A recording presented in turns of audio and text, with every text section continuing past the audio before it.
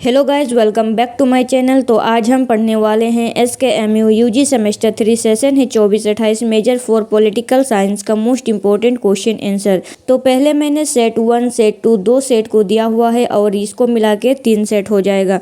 तो अगर आपने सेट 1 एंड सेट 2 को नहीं देखा है तो आप चैनल पर जाकर देख सकते हैं। आप जो भी वीडियो देखेंगे उसके डिस्क्रिप्शन बॉक्स में PDF का लिंक होगा, तो उसको आप क्लिक कीजिएगा तो सीधे आप PDF में पहुंच जाइएगा। तो अगर आप चैनल पर नए हैं तो चैनल को सब्सक्राइब कर लीजिए, वीडियो को लाइक कीजिए और अपने फ्रेंड्स में शेयर कीजिए। साथ ही हमारे Telegram channel and WhatsApp group को भी ज्वाइन कर लीजिए, क्योंकि आपको इसका PDF टेलीग्राम चैनल पर ही मिलेगा और टेलीग्राम चैनल का लिंक आपको इस वीडियो के डिस्क्रिप्शन बॉक्स में मिल जाएगा। तो चलिए देर न करते हुए हम शुरू करते हैं मेजर फॉर पॉलिटिकल साइंस का मोस्ट इंपॉर्टेंट क्वेश्चन आंसर, और इसका एग्जाम होने वाला है 17 जुलाई को। आज हम देखने वाले हैं SKMU सेमेस्टर 3 24-28 के स्टूडेंट के लिए मेजर फॉर पॉलिटिकल साइंस का most important question answer. Question number 1 है, स्वराज मेरा जन्मसिद्ध अधिकार है, यह कथन किसने दिया था? स्वराज मेरा जन्मसिद्ध अधिकार है और मैं इसे लेकर रहूंगा, यह प्रसिद्ध कथन लोकमान्य बाल गंगाधर तिलक ने दिया था। यह कथन भारतीय स्वतंत्रता आंदोलन में स्वराज की मांग का प्रतीक बन गया। स्वराज मेरा जन्मसिद्ध अधिकार है, यह नारा किसने दिया था? लोकमान्य बाल गंगाधर तिलक ने, और यह कथन भारतीय स्वतंत्रता आंदोलन में स्वराज की मांग का प्रतीक बन गया। क्वेश्चन नंबर 2 है, रेडिकल ह्यूमनिज्म का प्रवर्तक कौन थे? रेडिकल ह्यूमनिज्म के प्रवर्तक कौन थे? रेडिकल ह्यूमनिज्म के प्रवर्तक M.N. रॉय थे, जिन्होंने तर्क, स्वतंत्रता, मानव गरिमा और वैज्ञानिक दृष्टिकोण पर आधारित समाज की स्थापना पर बल दिया। रेडिकल ह्यूमनिज्म के प्रवर्तक कौन थे? M.N. रॉय। क्वेश्चन नंबर 3 है, संपूर्ण क्रांति टोटल रिवॉल्यूशन का प्रतिपादन किसने किया? संपूर्ण क्रांति का प्रतिपादन लोकनायक जयप्रकाश नारायण ने किया था। इसका उद्देश्य राजनीतिक, सामाजिक, आर्थिक, शैक्षिक और नैतिक क्षेत्रों में व्यापक परिवर्तन लाना था। संपूर्ण क्रांति का प्रतिपादन किसने किया था? तो लोकनायक जयप्रकाश नारायण ने, और इनका उद्देश्य था राजनीतिक, सामाजिक, आर्थिक, शैक्षिक और नैतिक क्षेत्रों का व्यापक परिवर्तन लाना था। क्वेश्चन नंबर 4 है, हिंदुत्व की अवधारणा किस विचारक ने प्रस्तुत की? हिंदुत्व की अवधारणा किस विचारक ने प्रस्तुत की? हिंदुत्व की अवधारणा वीर विनायक दामोदर सावरकर ने प्रस्तुत की। उनके अनुसार हिंदुत्व केवल धर्म नहीं बल्कि भारत की संस्कृति और राष्ट्रीय पहचान का प्रतीक है। हिंदुत्व की अवधारणा वीर विनायक दामोदर सावरकर, इनका पूरा नाम है विनायक दामोदर सावरकर, ने किया था, और उनके अनुसार हिंदू केवल धर्म नहीं बल्कि भारत की संस्कृति और राष्ट्रीय पहचान का प्रतीक है।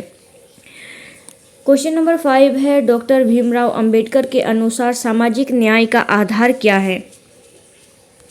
डॉक्टर भीमराव अंबेडकर के अनुसार सामाजिक न्याय का आधार समानता, स्वतंत्रता और बंधुत्व है। उनका मानना था कि इन मूल्यों के बिना लोकतंत्र और सामाजिक न्याय की स्थापना संभव नहीं है। इक्वलिटी, लिबर्टी और फर्टिलिटी, ये तीनों अंबेडकर के अनुसार सामाजिक न्याय का आधार माना जाता है। अब हम देखेंगे शॉर्ट आंसर टाइप क्वेश्चन, जो कि है 5 मार्क्स का। क्वेश्चन नंबर 1 है, स्वामी विवेकानंद के सांस्कृतिक राष्ट्रवाद का संक्षिप्त वर्णन कीजिए।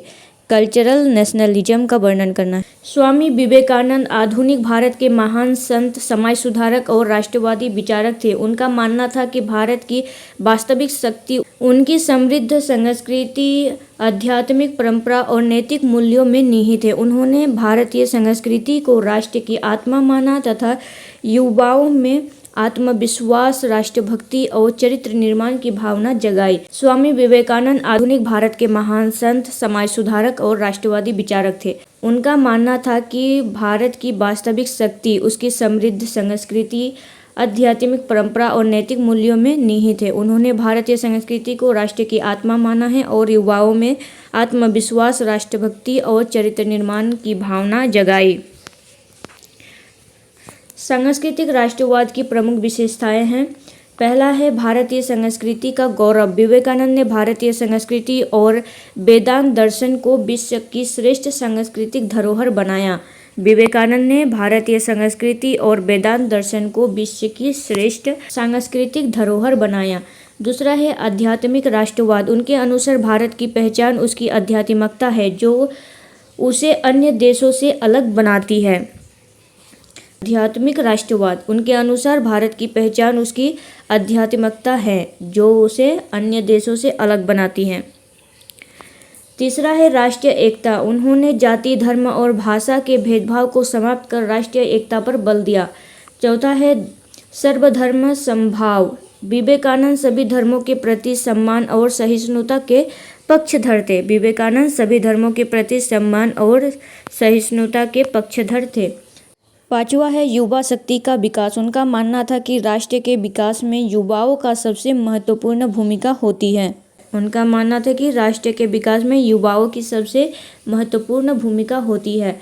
छठा है शिक्षा और चरित्र निर्माण, उन्होंने शिक्षा को केवल ज्ञान प्राप्ति नहीं बल्कि चरित्र निर्माण और आत्मनिर्भरता का साधन माना।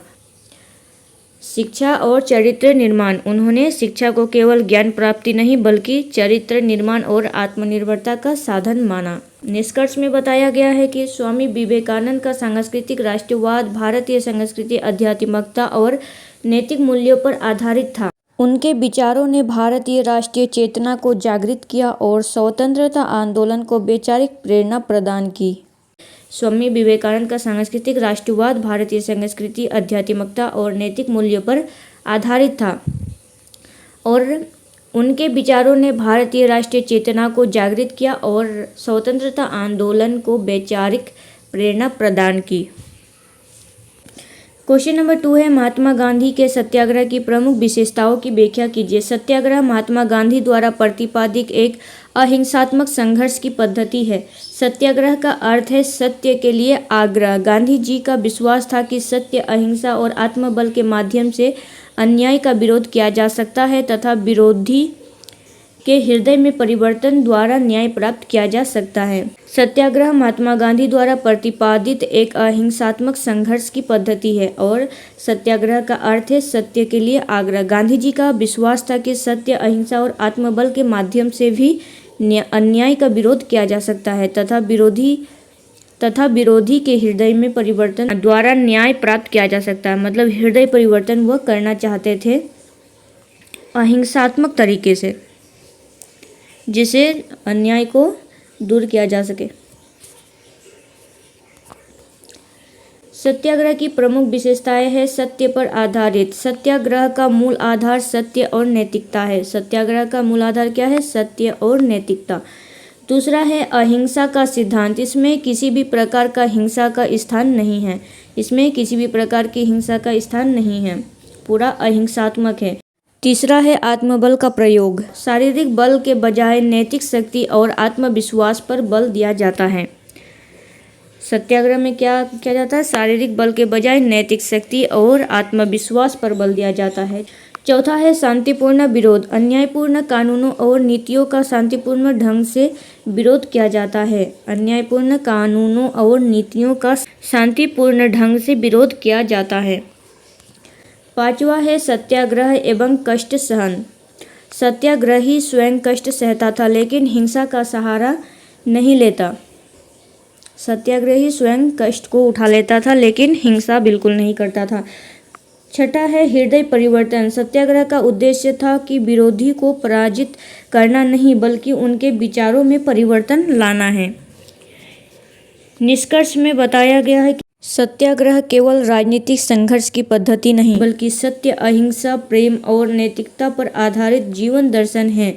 इसने भारत के स्वतंत्रता आंदोलन को नई दिशा दी और विश्व भर में अहिंसक आंदोलन को प्रेरित किया। सत्याग्रह केवल राजनीतिक संघर्ष की पद्धति नहीं बल्कि सत्य, अहिंसा और प्रेम और नैतिकता पर आधारित जीवन दर्शन है और इसने भारत के स्वतंत्रता आंदोलन को नई दिशा दी और विश्व भर में अहिंसक आंदोलन को प्रेरित किया। क्वेश्चन नंबर 3 है जयप्रकाश नारायण की दलविहीन लोकतंत्र की अवधारणा का वर्णन कीजिए। जयप्रकाश नारायण की दलविहीन लोकतंत्र की अवधारणा का वर्णन करना है।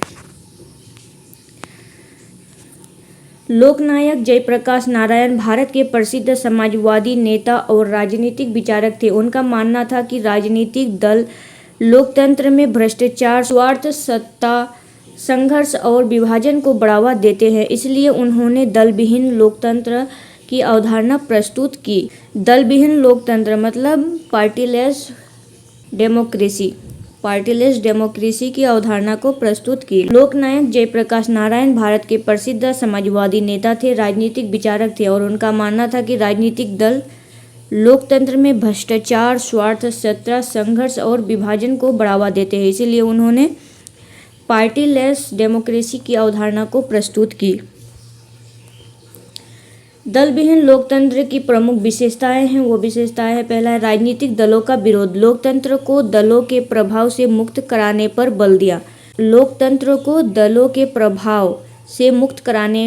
बल दिया। दूसरा है जन भागीदारी, शासन में जनता की प्रत्यक्ष और सक्रिय भागीदारी का समर्थन किया।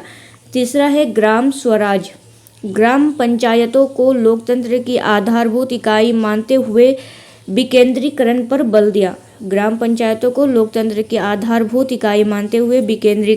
बल दिया। चौथा है नैतिक राजनीति, ईमानदार, चरित्रवान और जनसेवा की भावना रखने वाले नेतृत्व का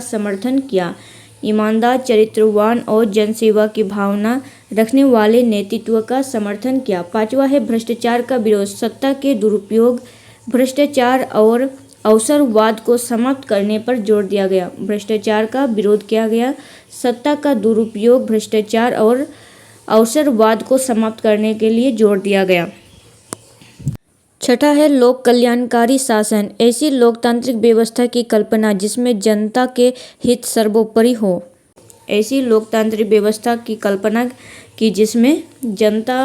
जनता के हित सर्वोपरि हो, जनता का जो हित है वह सर्वोपरि हो।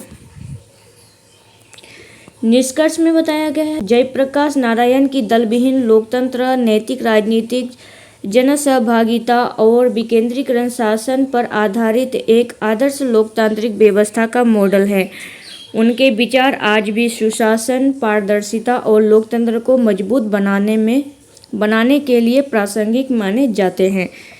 तो ये क्वेश्चन एक मोस्ट इम्पोर्टेंट क्वेश्चन है, जयप्रकाश नारायण का दल विहीन लोकतंत्र। अब हम देखेंगे लॉन्ग आंसर टाइप क्वेश्चन जो कि है 15 मार्क्स का। क्वेश्चन नंबर 1 है लोकमान्य तिलक की स्वराज की अवधारणा का विस्तार पूर्वक वर्णन कीजिए। क्वेश्चन नंबर 2 है वीर सावरकर के हिंदुत्व एवं हिंदू राष्ट्र संबंधी विचारों का आलोचनात्मक विश्लेषण कीजिए। क्वेश्चन नंबर 3 है महात्मा गांधी के सत्याग्रह, अहिंसा और राज्य संबंधी विचारों का विस्तृत वर्णन कीजिए। तथा राज्य संबंधी विचारों का विस्तृत वर्णन कीजिए। क्वेश्चन नंबर 4 है M.N. रॉय के रेडिकल ह्यूमनिज्म की अवधारणा एवं उनके प्रमुख सिद्धांतों की व्याख्या कीजिए। तो इसको भी मैंने सेट 1 या सेट 2 में करवाया है। क्वेश्चन नंबर 5 है डॉक्टर राम मनोहर लोहिया के समाजवाद की अवधारणा का विस्तार पूर्वक वर्णन कीजिए। सोशलिज्म की अवधारणा का विस्तार पूर्वक वर्णन करना है। क्वेश्चन नंबर 6 है डॉक्टर भीमराव अंबेडकर के सामाजिक एवं राजनीतिक विचारों का विस्तृत विश्लेषण कीजिए। तो ये 15 मार्क्स का 6 क्वेश्चन जो कि मोस्ट इम्पोर्टेंट है, तो आप इसको पूरा रेडी कर लीजिएगा। अगर आपको वीडियो अच्छा लगा हो तो चैनल को सब्सक्राइब कर लीजिए, वीडियो को लाइक कीजिए और अपने फ्रेंड्स में शेयर कीजिए। तो चलिए मिलते हैं नेक्स्ट वीडियो में, तब तक के लिए थैंक यू।